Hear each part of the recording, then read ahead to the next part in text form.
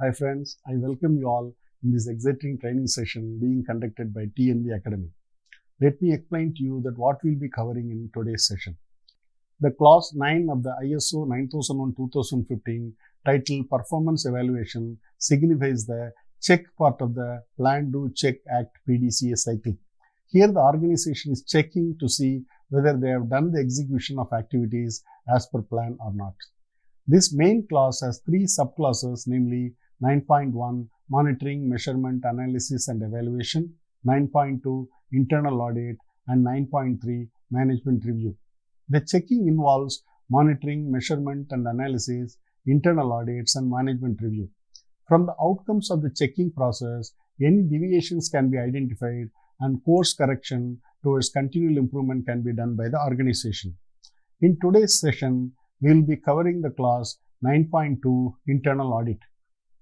And this comes under the main clause 9, which is Performance Evaluation. Now let us understand about the internal references taken by the clause 9.2 of ISO 9001-2015. As far as this clause is concerned, this takes reference from ISO 9000-2015 Terms and Definitions. ISO 9000-2015 spells out the terms and definitions used in this international standard so that there is no misinterpretation done while implementing the requirements of ISO 9001-2015.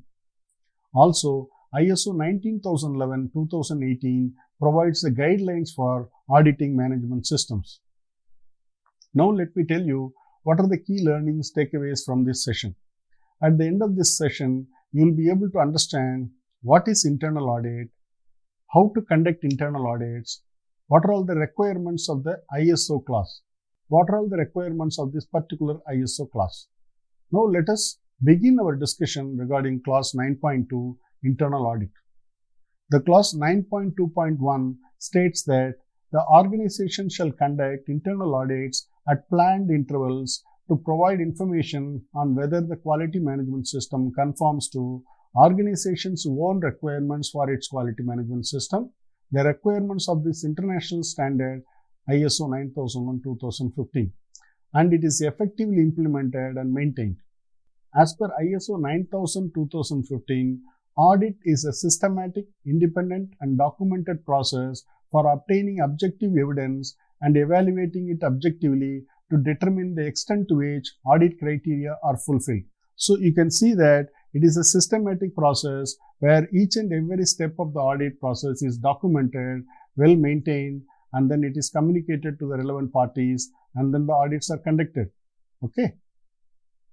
Internal audit is called the first party audit as the organization is auditing itself.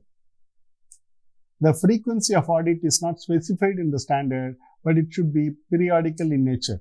It is acceptable practice to conduct internal audit at least once in 6 months. Normally, management representative is the person in charge of coordinating the audit activities from making the plan, selection and appointment of internal auditors. Internal auditors are selected based on competence and it should be ensured that the audit is done impartially. Auditor cannot audit his own department.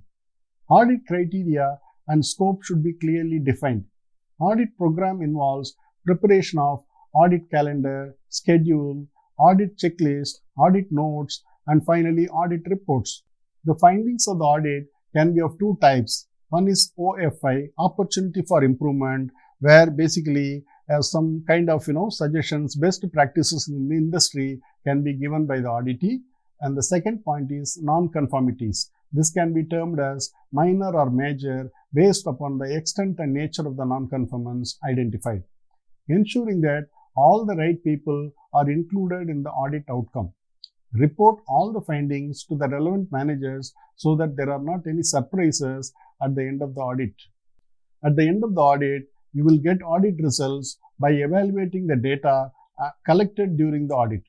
Verification of the actions taken to fix the non-conformity may be needed, and in that case, the next step is a follow-up audit. Ensure that the corrective actions from the audit are dealt with suitably. Friends, I hope you are clear with the requirements of clause 9.2 internal audit. So now we will learn about the mandatory requirements of documentation that an organization has to maintain while meeting the requirements of Clause 9.2. There is mandatory documentary requirement for maintaining the information for the entire audit program. This includes documents like audit plan, audit schedule, audit checklist, and records like audit notes and audit non-conformity reports. Dear friends, we have now come to the conclusion of this training session.